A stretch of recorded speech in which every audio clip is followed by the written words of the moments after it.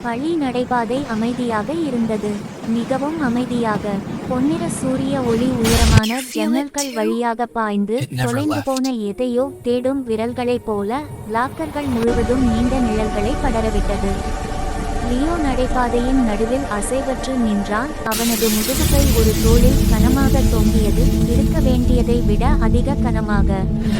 ஏனென்றால் அந்த பெட்டி அதற்குள் இருந்தது. நேற்று இருந்த அதே பெட்டி.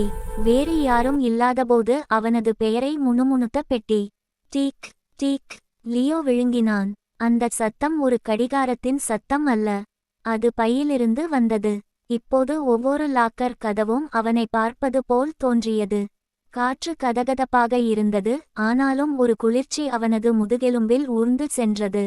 அந்த பெட்டியின் மூடியில் மங்கலாக பொறிக்கப்பட்டிருந்த எச்சரிக்கை அவனுக்கு நினைவுக்கு வந்தது. இதை 2 முறை திறக்காதே. ஆனால் ஏதோ ஒன்று மாறியிருந்தது. அந்த